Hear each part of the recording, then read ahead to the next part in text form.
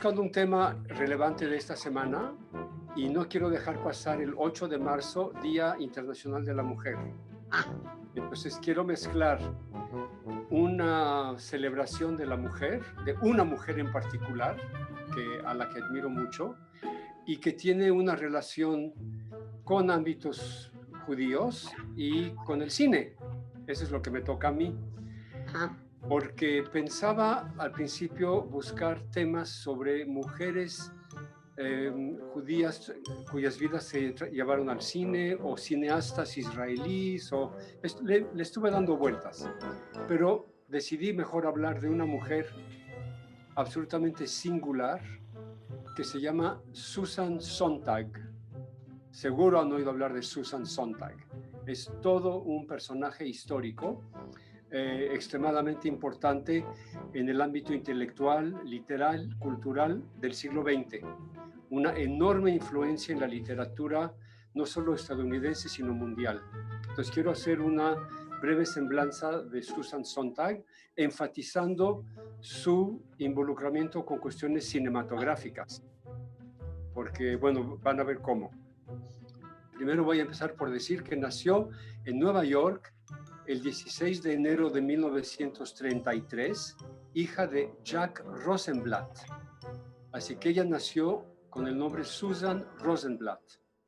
Su padre falleció tristemente cuando ella tenía 5 años de edad, y unos años después su madre se casó con Nathan Sontag.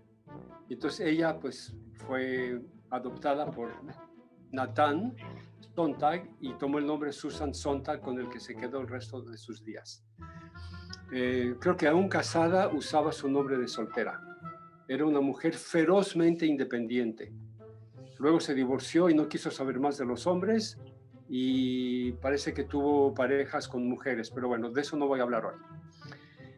Es muy difícil para el que hace la biografía de Susan Sontag, es difícil clasificarla, porque estuvo en tantos ámbitos.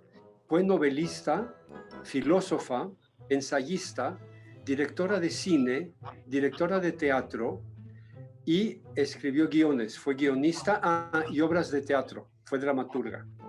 Escribió toda su vida. Tiene una obra muy, muy, muy rica. Y siempre desde un punto de vista no solo profundamente intelectual, filosófico, sino también comprometida con las realidades más duras de su tiempo, del tiempo que le tocó vivir. Ella falleció en 2004 a los 71 años de edad. Su compromiso era siempre con la libertad de las personas, la libertad del pensamiento, la libertad de expresión. Tuvo fuertes confrontaciones cuando, por ejemplo, la guerra de Vietnam o la China comunista, o en Bosnia, cuando se querían callar las voces, sobre todo de los intelectuales. Siempre escribió sobre eso. Incluso en Sarajevo, donde ella vivió un tiempo, se volvió una ciudadana honoraria de Sarajevo. Pero bueno, como escritora y directora de cine, se considera una de las influencias intelectuales más importantes del siglo XX. Entre sus ensayos, porque ella fue una ensayista muy prolífica, escribió muchísimos ensayos. Muchos de ellos están dedicados a analizar el cine desde un punto de vista filosófico, antropológico, etnográfico, histórico. Sus ensayos de cine son bellísimos, muy profundos. Dedicó ensayos a películas individuales, son largos ensayos. Por ejemplo, la película Persona de Ingmar Bergman, la película de Jean-Luc Godard, Vivir su vida, una película de Hans Junger Sieberberg llamada Hitler, una película de Alemania, El gran dictador de Chaplin, y de Stanley Kubrick, El Doctor Insólito, Doctor Strangelove. Todas estas son películas con temas difíciles, temas duros, temas controversiales. También escribió sobre directores como Robert Bresson, de nuevo Jean-Luc Godard, y sobre Leni Riefenstahl. Recordarán que era la que hacía documentales para el Tercer Reich bajo Hitler. y escribió mucho sobre ciencia ficción, no solo en la literatura, sino también en el cine. Y que su obra literaria trata mucho temas cinematográficos. Y por eso yo la conozco a través de esos ensayos, porque cuando hacía mi doctorado tenía que leer sobre cine y leí mucho de Susan Sontag y siempre me pareció maravillosa. También fue directora de cine, como mencioné al principio. Realizó un total de 4 películas. 2 de ellas son homenajes al cine de Ingmar Bergman, y para ser auténtica se fue a filmarlos a Suecia, en sueco. O sea, a ese grado era su compromiso. La primera se llama Dueto para caníbales, en 1969, y El hermano Carl, 1971. Son películas duras, difíciles, muy bellamente actuadas y realizadas, en blanco y negro, lo cual es mucho más interesante que el color cuando uno tiene algo profundo que decir, y muy en el estilo de Bergman. Son películas que tratan de la dificultad, cuando no la imposibilidad, de la comunicación humana auténtica. Comunicar es muy difícil, al nivel de la pareja, al nivel de la sociedad, al nivel de la religión, y sus películas tratan de eso, muy bergmaniana. Unos años después, en Israel, filmó un documental llamado Las Tierras Prometidas, que es un documental extremadamente brutal sobre las tropas israelíes en los altos del Golán. Se acordarán de esa época. Esta película ofendió profundamente a los palestinos y a los israelíes, a los dos, porque siempre fue muy polémica ella. Creo que decía verdades que la gente prefiere ocultar. Por último, varios años más tarde, cuando vivía en Italia, esta mujer viajó por todo el mundo, hizo un episodio de una serie que se llama Per un viaggio in Italia, por un viaje en Italia. El episodio se llama Guía turístico sin guía, paseo turístico sin guía, y es un documental elegíaco y melancólico sobre Venecia. Yo no lo he visto, debe ser muy bello. Ojalá se encuentre en alguna plataforma.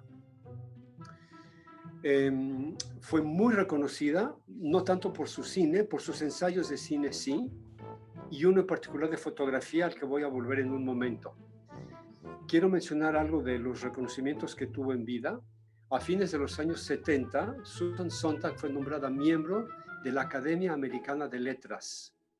Su formación fue impresionante, esto aún no lo menciono.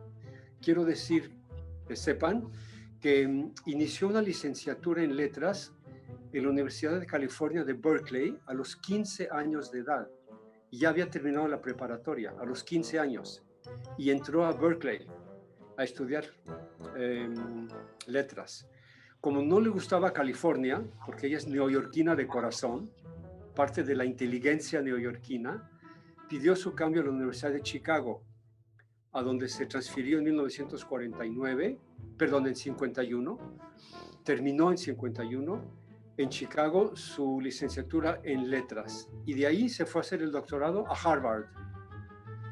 Estuvo en Harvard, a donde terminó su doctorado en filosofía, ya no en letras, y cuando terminó el doctorado tenía 24 años de edad y decidió seguir sus estudios de filosofía postdoctorales en la Sorbona en París. También estudió en Oxford, en Inglaterra. Como verán, una formación realmente impresionante que no se le da a cualquiera. A los 24 años de edad ya tenía un doctorado de Harvard y ya había vivido en 5 ciudades importantes del mundo. Regreso a algunos reconocimientos que ella tuvo. Por su cuarta novela, llamada En América, recibió el National Book Award, que es de los premios más famosos en Estados Unidos. Trata de la historia de una inmigrante polaca judía en el siglo XIX. Por esa obra también recibió el premio Jerusalén. Recibió en 2003 el premio Príncipe de Asturias por literatura. ¡Wow! Y también el premio de la Paz de la Asociación de Libreros de Alemania. ¡Wow! Como verán, reconocimientos por todos lados. Regreso a un ensayo muy importante que ella escribió que se llama Sobre la fotografía, a donde analiza con mucha profundidad cómo la fotografía es un medio transformador de la realidad. La fotografía capta la realidad, pero presenta otra realidad, con las intenciones del fotógrafo. Es un ensayo bellísimo por el cual recibió el National Books Critics Circle Award.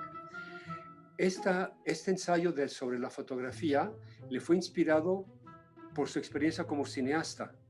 Cuando trabajó el cine, que es fotografía en movimiento, se puso a pensar mucho en cómo el cine y la fotografía transforman lo que presentan. Es una reinterpretación sontagiana del mundo, y un detalle interesante que la acerca mucho a los escritores europeos: su ensayo sobre fotografía, que es muy, muy extenso, no tiene una sola fotografía, ni una. Ella creía más en la potencia y la autoridad de la palabra escrita. Se puede escribir de todo, hasta de fotografías o de imágenes. Yo tengo varios libros de teoría del cine muy extensos, muy buenos, escritos por franceses que se han dedicado a escribir sobre cine y no tienen una sola imagen. Los franceses prefieren escribir con palabras, no con imágenes. En cambio, tengo libros de texto norteamericanos, hechos en Estados Unidos, donde tienen alrededor de 1500 fotografías y como algunos párrafos de texto. Son dos maneras de ver las cosas. Sigo con algunos reconocimientos de Susan Sontag.